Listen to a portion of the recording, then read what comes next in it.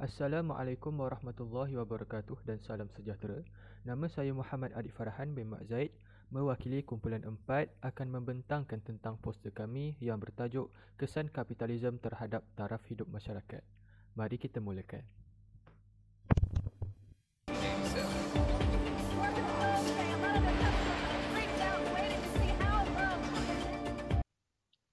Jadi, apakah itu kapitalisme? Menurut Kamus Dewan edisi yang keempat, kapitalisme bermaksud suatu sistem ekonomi dan politik yang pemilikan harta benda, industri dan perniagaannya lebih banyak tertumpu kepada sektor swasta daripada kerajaan, dan syarikat-syarikat digalakkan untuk bersaing antara satu sama lain bagi mengejar keuntungan. Seterusnya berkaitan latar belakang kapitalisme. Istilah kapitalisme ini mula diperkenalkan pada pertengahan abad ke-19 oleh Karl Marx, iaitu pengasas komunisme. Tapi sejarah ataupun latar belakang kapitalisme ini begitu banyak versi. Jadi saya akan menceritakan tentang bagaimana kapitalisme ini mula bertapak di Malaysia, yang mana faktanya lebih tepat dan benar. Jadi dasar ekonomi di Malaysia bermula sebagai dasar ekonomi bebas pada 1957 hingga 1969. Kemudian sekitar 1971 hingga 1990 ia telah bertukar kepada dasar ekonomi baru iaitu DEB.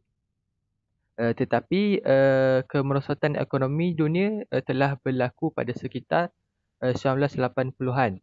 Hal ini telah mendesak kerajaan untuk melaksanakan dasar yang lebih liberal untuk menarik pelabur asing. Jadi pada 1986, regulasi ekonomi bermula dengan menyokong sektor swasta, melonggarkan dasar DEB dan menggalakkan penswastaan sektor awam.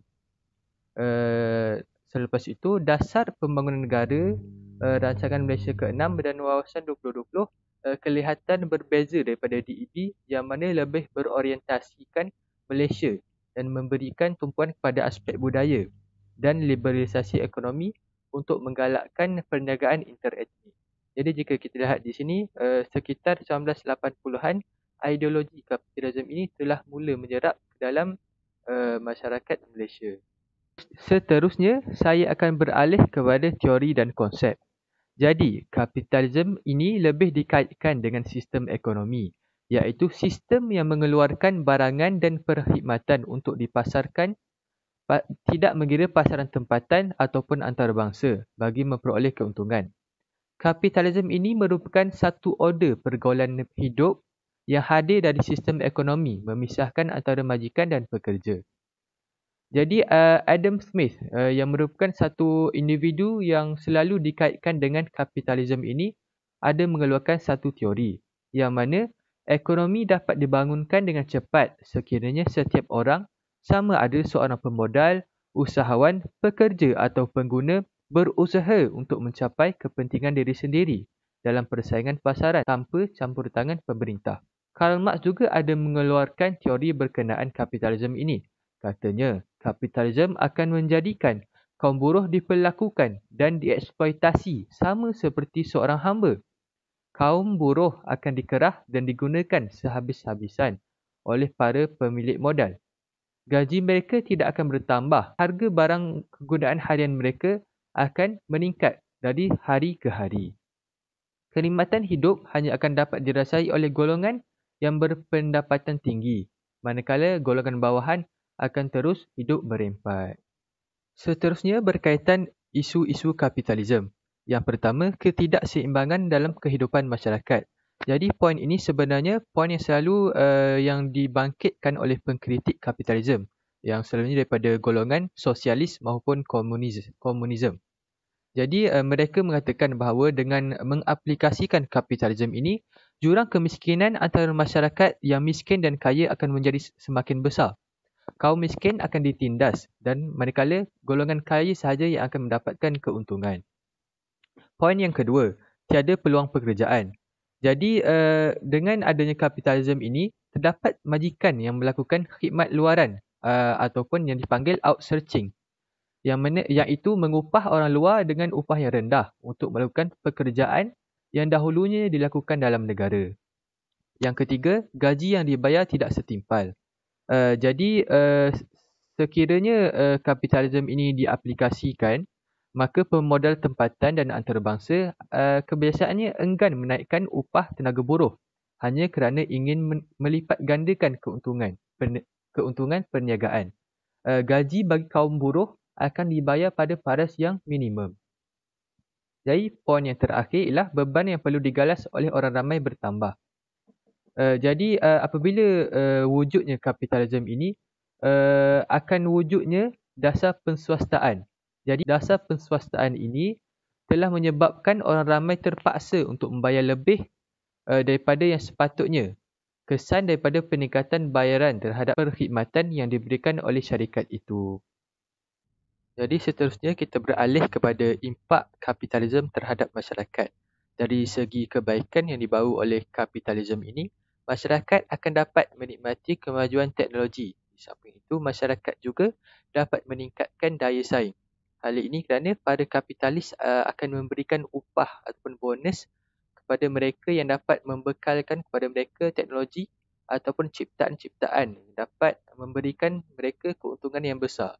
Jadi masyarakat akan saling bersaing untuk mereka ciptaan atau teknologi yang lebih moden. Jadi dari segi keburukan pula, jurang perbezaan antara masyarakat semakin bertambah. Jadi golongan kaya akan menjadi semakin kaya dan golongan miskin akan menjadi semakin miskin. Jadi poin ini merupakan aspek yang paling jelas kelihatan keburukan yang dibawa oleh kapitalisme. Seterusnya, masyarakat akan kehilangan pekerjaan. Hal ini terbukti apabila berlakunya krisis ekonomi, para majikan ataupun kapitalis-kapitalis itu akan memecat sebilangan pekerja bagi mengekalkan keuntungan syarikat masing-masing. Seterusnya, masyarakat akan terbeban dengan pinjaman-pinjaman dan hutang bank.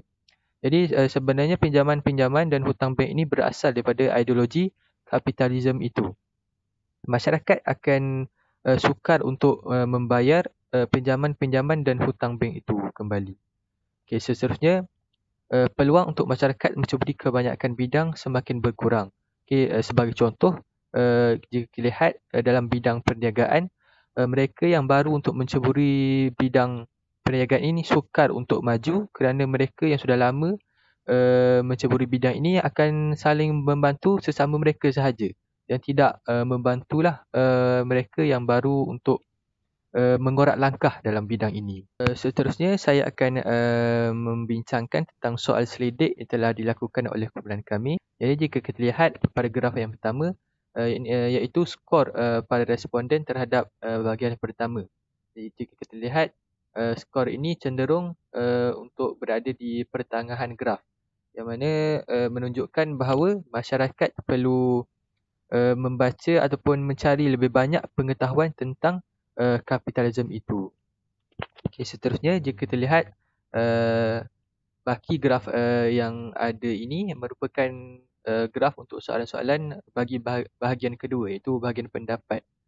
Jadi jika kita lihat graf ini, kebanyakan graf berada di pertengahan graf juga, iaitu para responden lebih memilih untuk menjawab dua, iaitu kurang pasti. Juga menunjukkan betapa masyarakat kurang pasti berkenaan isu kapitalisme ini.